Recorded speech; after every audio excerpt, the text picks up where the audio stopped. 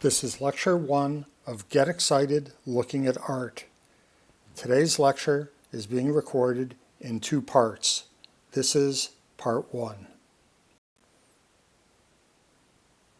Welcome to Exploring the Visual Arts with Rog. This is the first in a series of art appreciation lectures for lifelong learners. These recorded segments and the corresponding Zoom follow-up sessions are going to be a lot of fun. My approach combines art appreciation, art history, and some perspectives from today's art market combined in what I hope you find to be a very engaging way. Consider our sessions what I term art edutainment. The scholarship is there, but the emphasis is on viewing art as recreation. We've configured our class to provide plenty of time for us to interactively discuss the artworks during our Zoom sessions. My apologies, but this first part of our 2-step module is me talking and you listening. Periodically, throughout the recording, you'll be posed with questions to consider before the Zoom sessions. Some are rhetorical, which I'll be answering, and others will be for you to ponder until we get together live online. I encourage you to write down your thoughts so we can have a productive Zoom session. In brief, this series is based on what I found most interesting as a 50-something going to the School of the Art Institute of Chicago, and later finishing my master's degree in art history through Lindenwood University. Along the way, I became a fine art appraiser, studied the auction market at Sotheby's Institute in London, and for 10 years I was a docent for the Milwaukee Art Museum, where I specialized in leading tours on the weekends for a mixture of art enthusiasts and first-time museum goers. Traditional art classes lead you through a chronology of dates and their corresponding developments in art. This is not one of those classes. We'll instead focus on the big events in art which made an impact, including the Paris art salons, which led to Impressionism, in which case here you see Monet's Impression Sunrise, and the 1913 New York Armory Show, as illustrated by the Matisse in the center, which introduced modern art to America, and the Ashcan artists who were painting the America right outside their door at the turn of the 20th century. This talk comes with a cautionary note. My scholarship is rigorous, but my language is deliberately casual and hopefully not too politically insensitive. We'll cover a lot of ground with plenty of tangents, which I find to be some of the most fun when you're talking about art. I look forward to visiting with all of you when we're online. And now your first questions. Why do you like art in the first place? Why do you like talking about it? And is there art that moves you, or is there particular art that just leaves you completely flat? Some of what we'll cover today draws attention to the power of art, including its impact, how art can create special moments, a few artistic techniques for you to know, and how a work's meaning can change. You'll see and hear more about Edward Manet, more so than the more familiar Claude Monet. And more importantly, you'll find out that I have a predisposition to talking about dead artists versus contemporary and alive artists. My logic is simple. If an artist is long deceased, theoretically, they shouldn't be painting anything new, and it makes it easier for all of us to study them.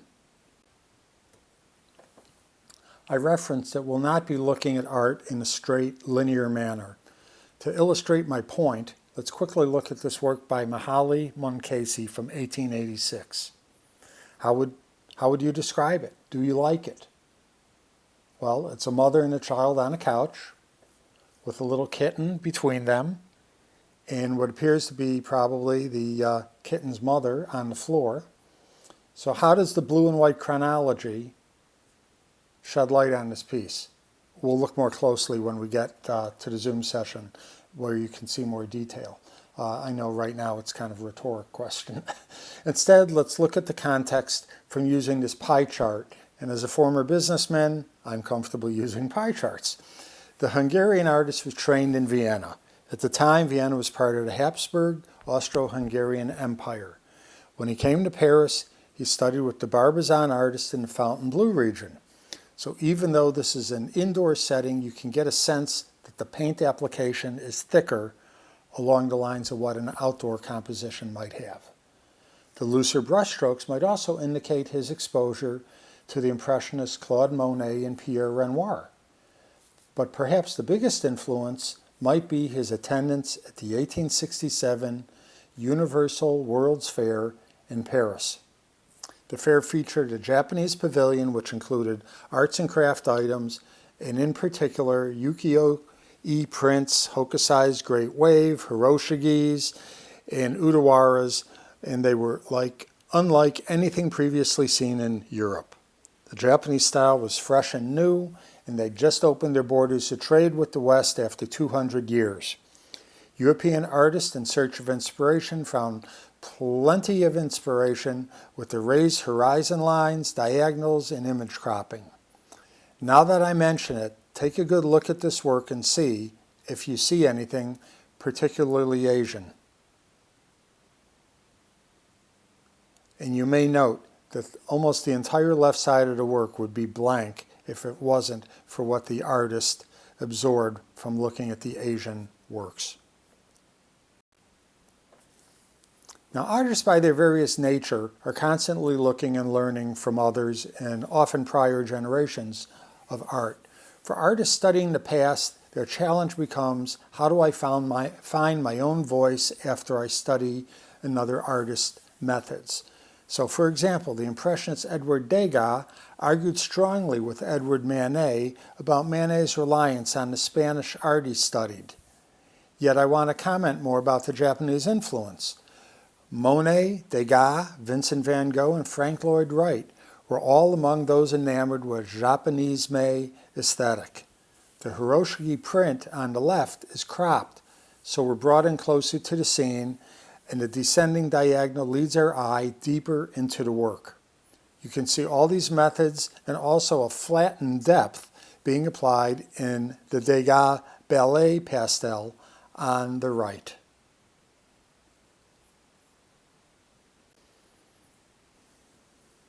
Now a word about the many meanings art can have and how those meanings are ever changing.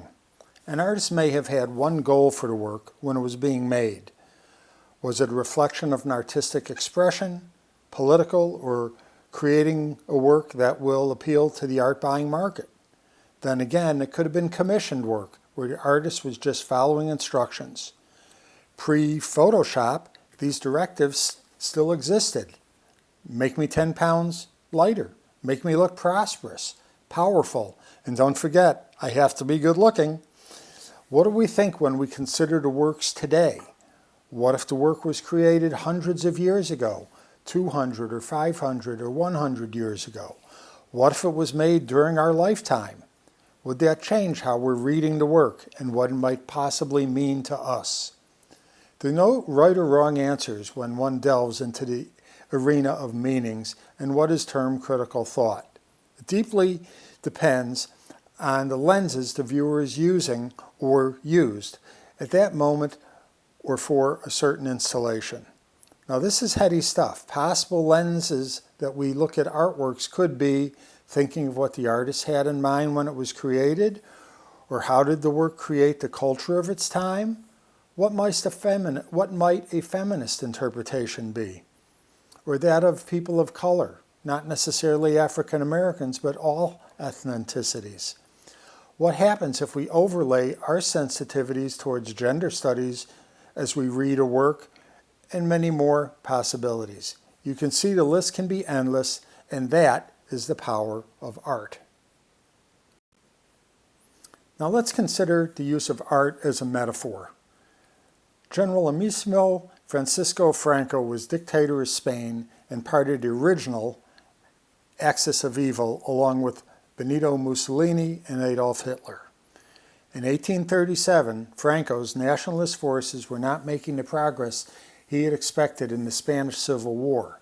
So to affirm his might,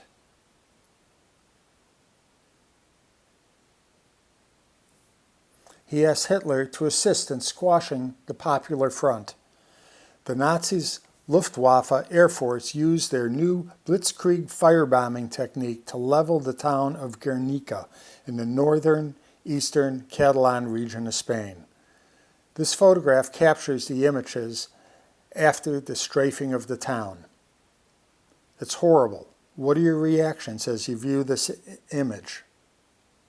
Now, it so happens that the Spanish artist Pablo Picasso, who was by then living in France, had already committed to creating an artwork for the 1937 International Exposition in June in Paris. Having grown up with his parents and sisters in Barcelona, he was carefully watching events in his homeland, and during the 6 weeks leading up to the exposition, he painted his masterpiece, Guernica.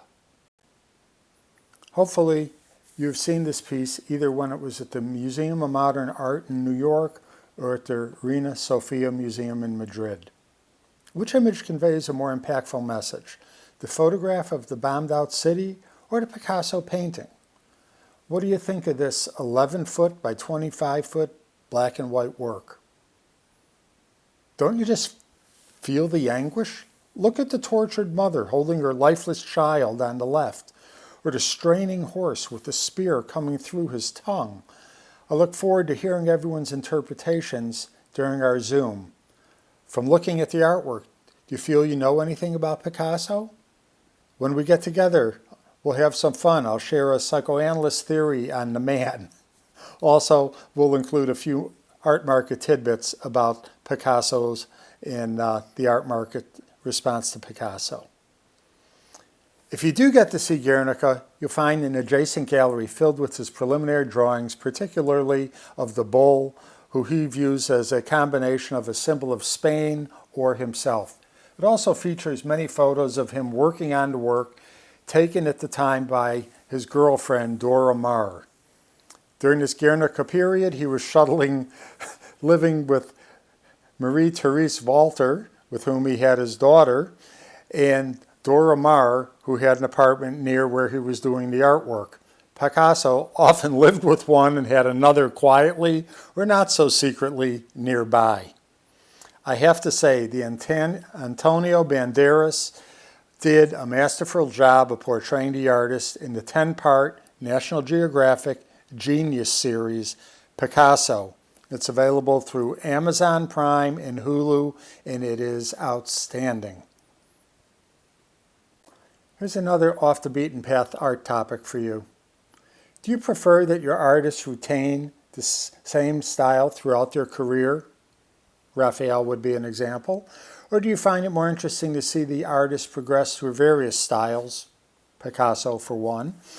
While you ponder your response, allow me to drop in a personal story, and it relates to these questions. Art can be a wonderful means to connect with our loved ones. To no one's surprise, my daughter received an earful about art when she was growing up. I never imagined that she was actually listening. Then a few years ago at the Art Institute of Chicago, our then young adult exclaimed, "Dad, is that the tree guy?" So see if you can guess who the artist is as I move through the slides. You now see his first work, and you see on the right the second work they did a number of years later. Now, what we'll see is his third piece. It again was a couple years later, this one being close to the Cubist period. And finally, the work you might immediately recognize on the right. Yes, this is Piet Mondrian. Would you have thought that that Dutch artist could have evolved as he did? He had a traditional arts education. His early works included windmills and leafy trees. As he continued to paint, after the leaves had fallen, he discovered that he enjoyed painting the intricate branches as much as the colorful leaves.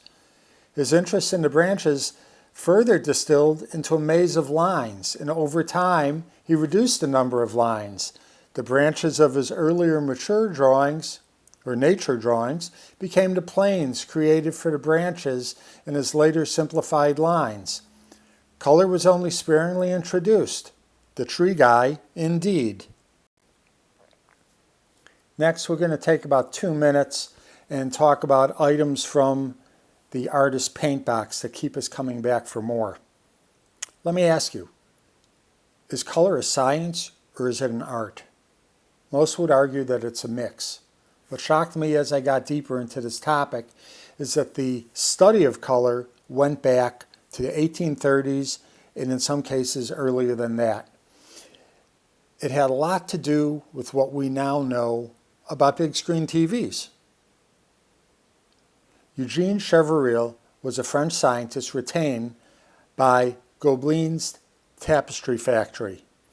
He was hired because they thought they had a problem with fading as they were beginning to invent more and more new colors, and they were having issues.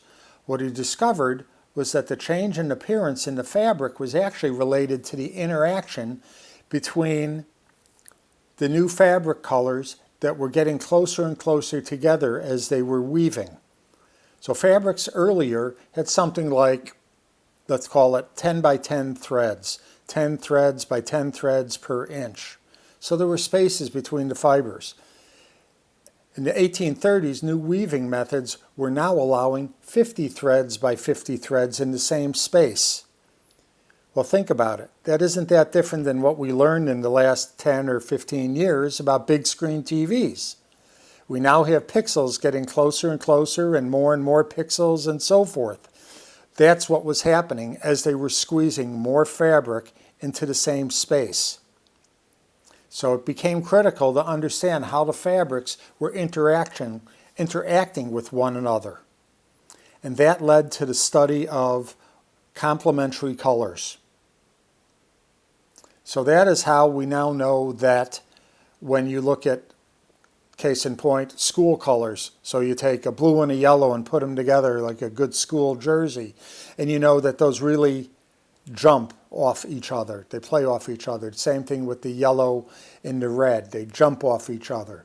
Well, these are called complementaries. We also learned that as he invented this color wheel, that, the colors that are adjacent to each other, such as the left side of this piece, those are what we consider to be warmer colors, and the ones on the right are what we would consider to be cooler colors, like the green and the blue.